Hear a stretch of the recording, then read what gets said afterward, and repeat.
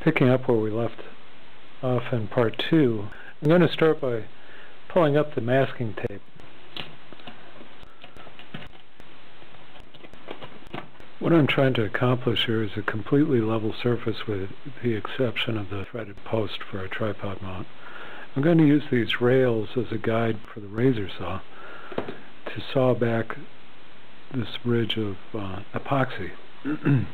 I'll start from the front and move back, and I'm going to take off that front plastic barrier. Start out slowly.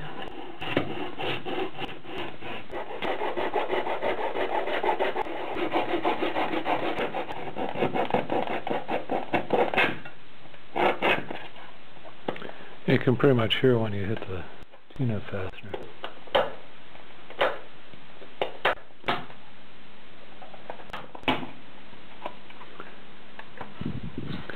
Kind of like whittling.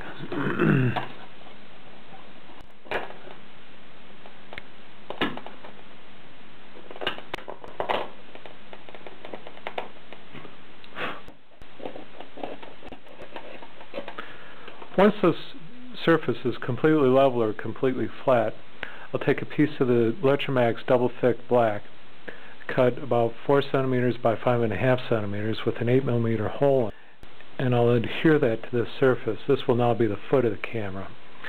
Notice I've also notched the back end to account for these 2 nibs on the back side and taken out a couple layers of paper. Before I do that, I'm going to switch blades in the X-Acto knife and go back to the front cap.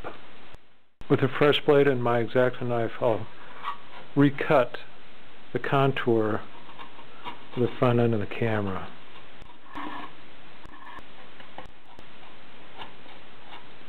Once I've cut that contour all the way around the camera, I'll go back with some really fine sandpaper and finish up. This will give it a more finished look.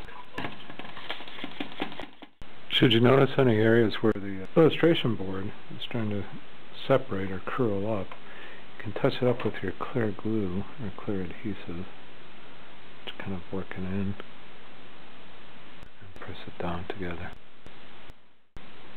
I've cut pieces for the shutter out of the single thick illustration board. I'm going to start putting it together.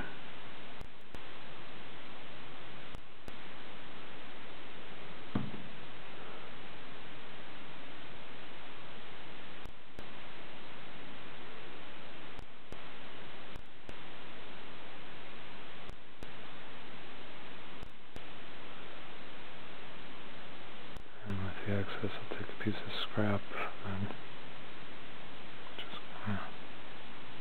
glide it out.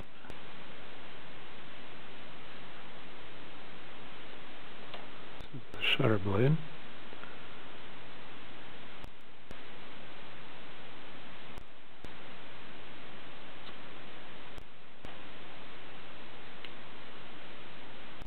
I'll put a little white glue on my shutter rails.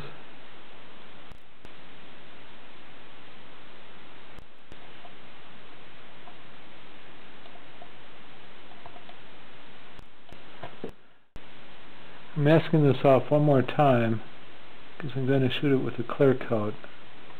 I'm not going to cover up any of the illustration board edge here.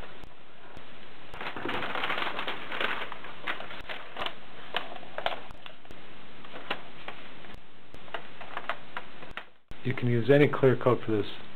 This time around I used the Deft Clearwood finish. Okay, I'm going to let this dry and I'll eventually give it 3 coats. With my clear coats dry, I'll pull up all the masking material. Then remove all the masking tape. There's our chopped and capped body. I'll take my foot plate and place it in position. Make sure it's centered and screw down my quick release plate.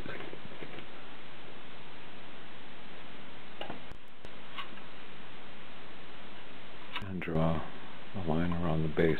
This will give me a glue guide.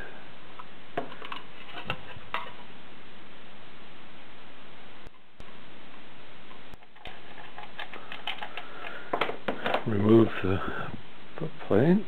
Take my clear adhesive, place a bead along the edge, again to help keep the board from peeling apart.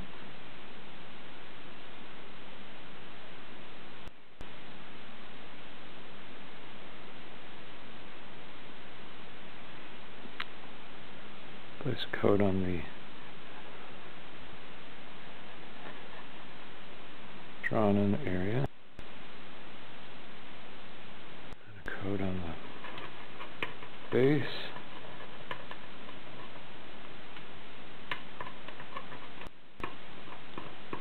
on that nib, second coat on the base,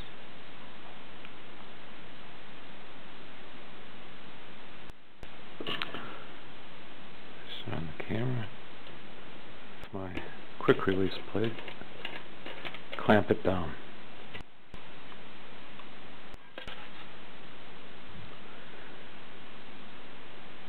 And allow that to dry. Slide on the shutter blade.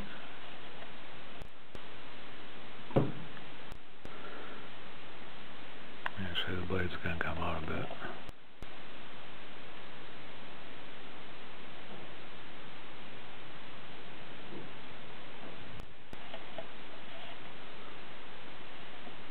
Make sure the inside of the camera is really clean before we go to the pinhole.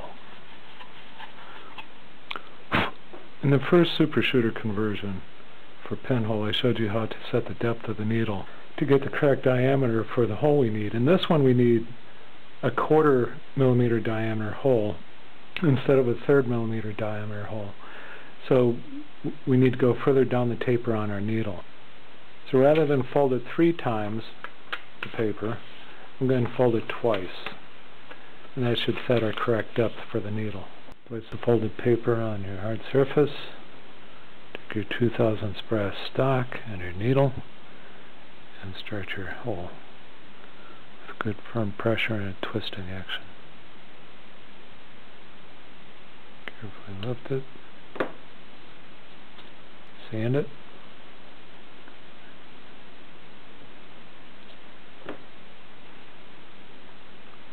Look at the hole. Again.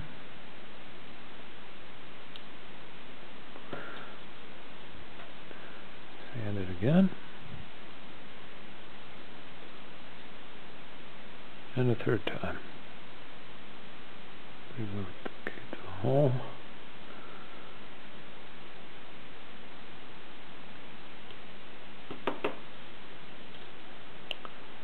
And sand.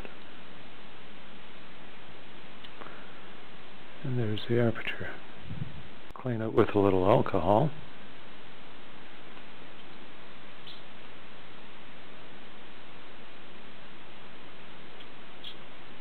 Take the aperture, place it in the camera, make sure it's centered, and tape it down on all 4 sides.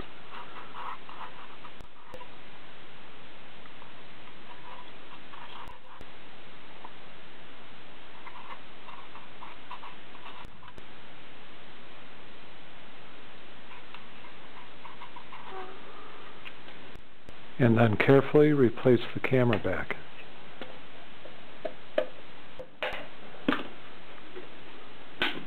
Add a couple of pieces of gaff tape to the foot to act as a non-skid surface.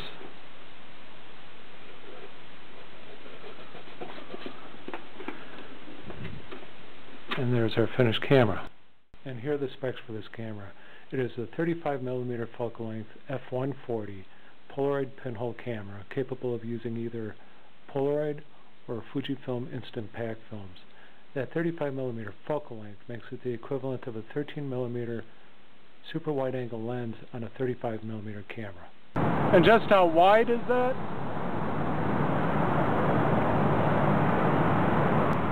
Here's a print from the original super shooter conversion and from the super wide.